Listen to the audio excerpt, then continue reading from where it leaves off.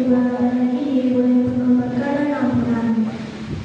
Malam ini sejujurnya yang akan memberikan ceramah adalah Ustaz Rahman Aliman. Yang bertugas sebagai imam tarawih adalah Bapak Yoga Hafiz. Yang bertugas sebagai bilal adalah Bapak Kadir. Bapak, Ibu dan jamaah yang dirahmati Allah Subhanahu wa taala, selanjutnya marilah kita ikuti ceramah Ramadan. Kepada Ustaz dipersilakan dengan doa. Assalamualaikum warahmatullahi wabarakatuh. Waalaikumsalam warahmatullahi wabarakatuh.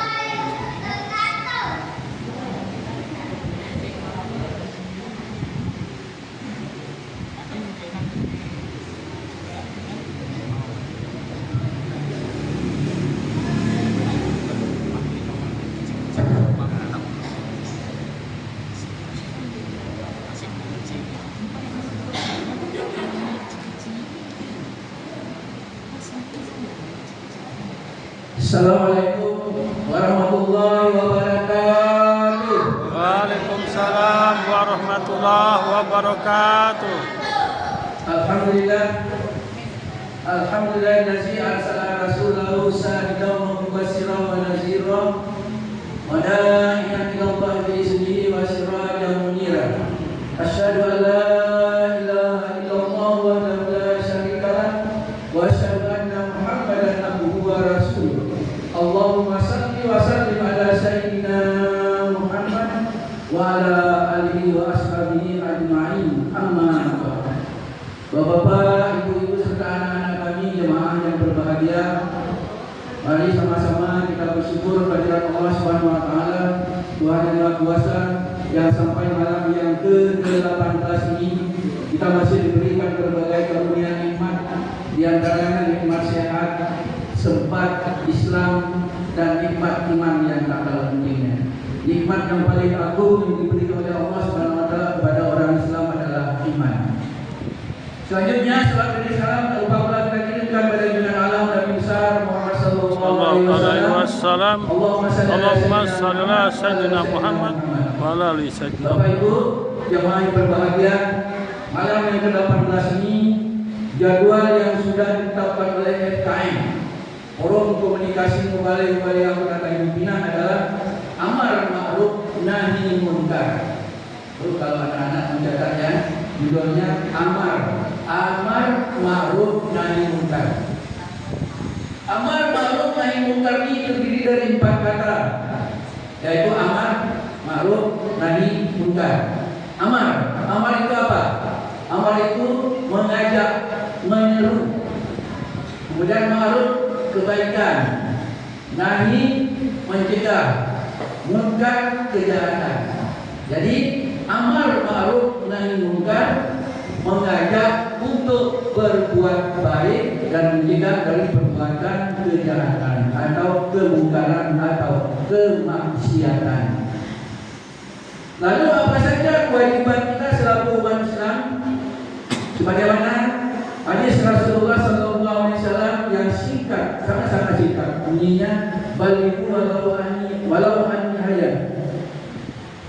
Yang sampai olehmu dari aku hanya satu ayat. Balighu anni walau ayat. Dan sampaikanlah olehmu dari aku walau hanya satu ayat, kata Rasulullah.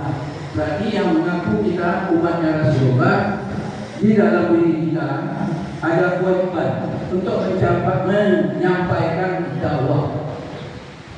Balighu anni walau ayat. Walau hanya satu ayat harus kita sampaikan kewajiban kita. Kepada siapa?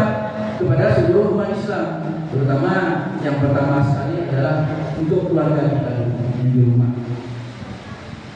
Apa yang kita perlu sampaikan? Dakwah itu sama juga dengan amar tadi, artinya mengajak yaitu berbuat kebaikan dan mencegah kemungkaran, amar ma'ruf nahi munkar. Dalam Al-Quran Allah Subhanahu wa taala berfirman, surah Ali Imran 104. A'udzubillahi minasyaitonir rajim. Bismillahirrahmanirrahim. Wa takum minkum ummatun yad'una ilal khairi wa ya'muruna bil ma'ruf wa yanhauna 'anil munkar wa ulaika humul muflihun. Ayatnya tidak begitu panjang dan juga tidak begitu pendek. Apa artinya?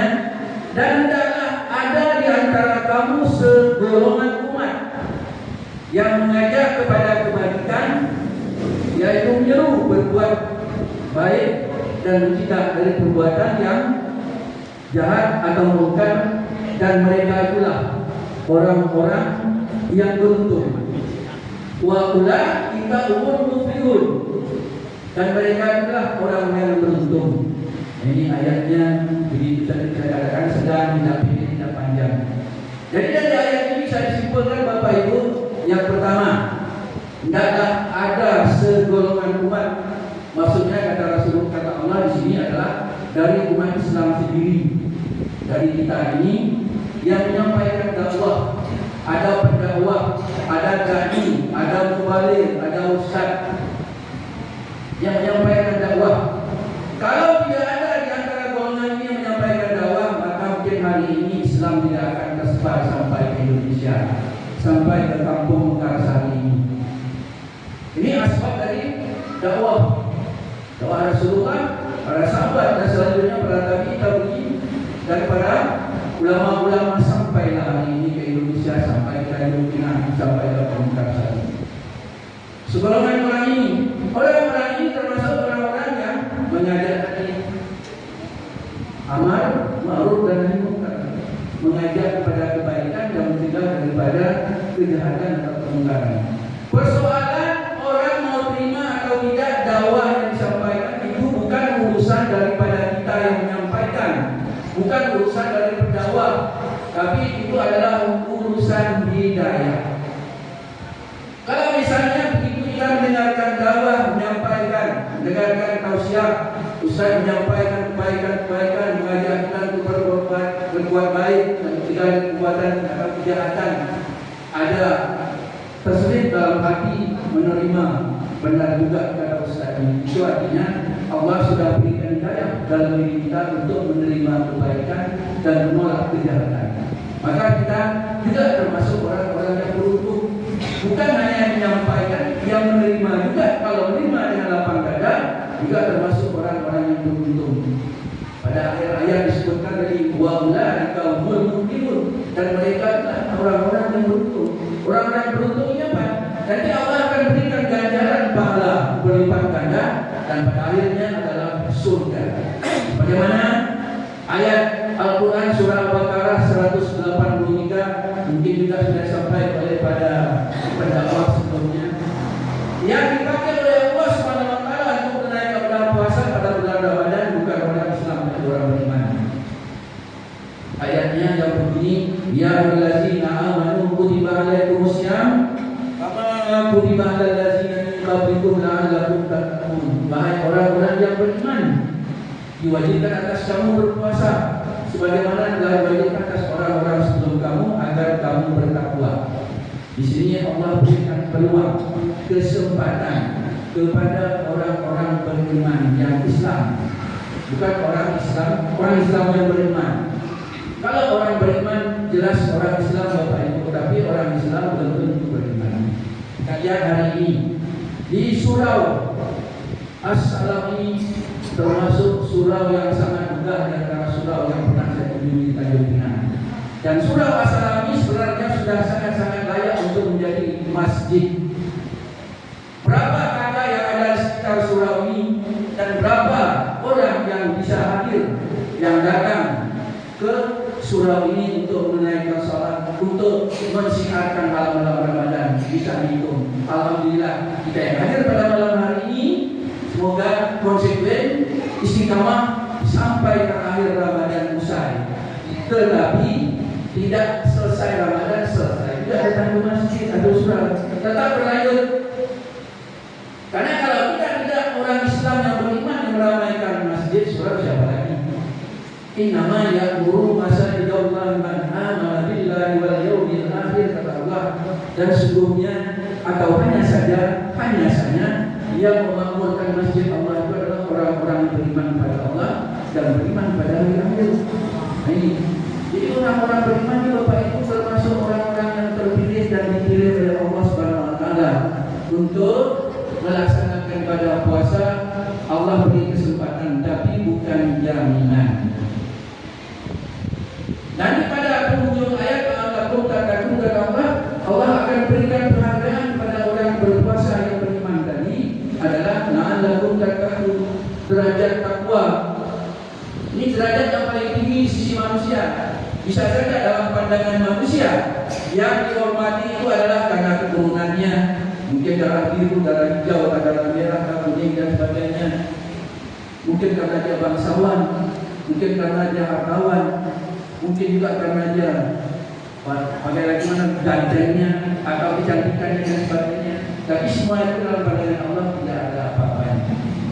Yang dipandang oleh Allah adalah ketakwaannya. Inna akramakum indallahi atqakum, kata Allah. Sesungguhnya yang paling mulia di sisi Allah di antara kamu adalah yang paling bertakwa. Al-Quran surah Al-Hujurat ayat 13. Jadi Allah akan berikan penghargaan bagi orang-orang bertakwa, orang yang beriman melaksanakan puasa adalah ketakwaan, derajat yang paling tinggi di sisi manusia. Dan orang-orang yang bertakwa ini tidak ada balasan oleh Allah kecuali surga. Janji Allah. Nah, maka itu Bapak Ibu, kita memanfaatkan Ramadan yang hanya tinggal kurang lebih 12 hari ini.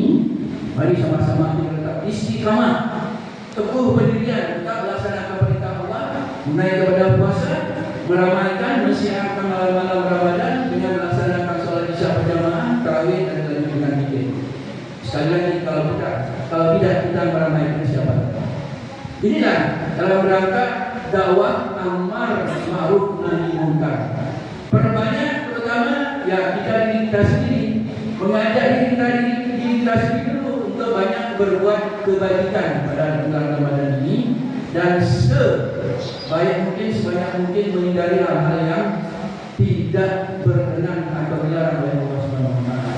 Karena kata Rasulullah dalam salah satu hadisnya juga menyebutkan dalam yang artinya berapa banyak orang yang berpuasa tapi mereka tidak mendapatkan apa-apa kecuali lapar dan dahaga, lapar dan haus. Kenapa? Karena puasanya hanya menahan diri dari lapar dan haus serta berhubungan istri pada siang hari. Kalau hanya ini puasanya, maka puasa kita akan menjadi sia-sia, tidak berarti di hadapan sisi Allah Subhanahu wa taala. Lalu bagaimana Bapak Ibu supaya ibadah puasa kita menjadi bermakna, berarti di sisi Allah? Kita juga harus mempuasakan 7 anggota tubuh pembuat maksiat.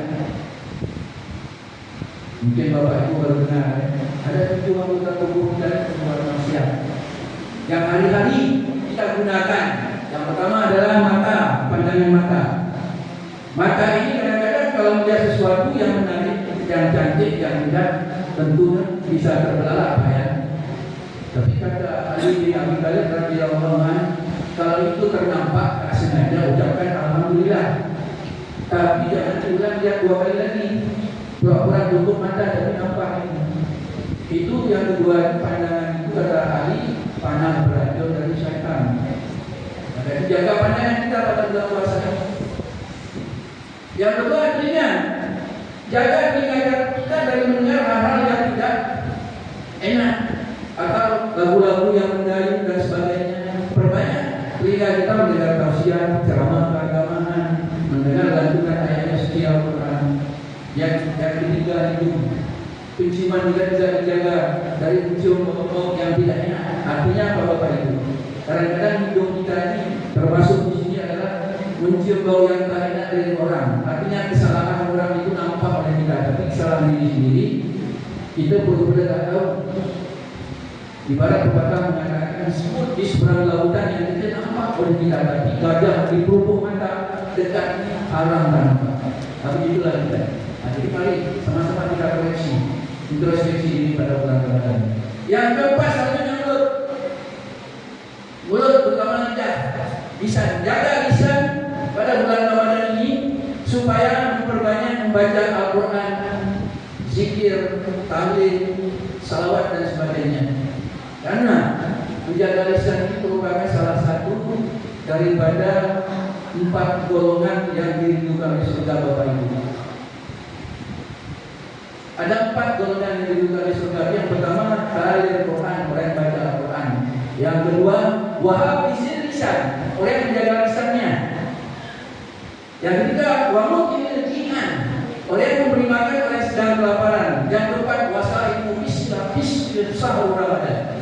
Itu orang sedang berpuasa pada bulan Ramadan. Jadi kita berpuasa pada bulan Ramadan ini sangat memungkinkan 4 golongan yang di surga ini bisa kita dapatkan sekaligus. Kita rajin baca Quran. Lalu kemudian kita menjaga lisan kita dari menghindari hal-hal yang tidak baik, ngomongin orang dan sebagainya. Kemudian yang ketiga, kita selalu beri makan orang yang kelaparan. Maksudnya orang yang sedang berpuasa. Jadi kalau kita masak yang enak-enak, jangan tangga sebelah coba saja Bapak Ibu, tapi berikan sedikit apa yang kita masak dari berbagi. Tidak merugikan, bahkan pahala. Dan kita memberikan makanan berbukaan bagi orang berpuasa itu, pahala orang berpuasa itu dapat juga berlipat.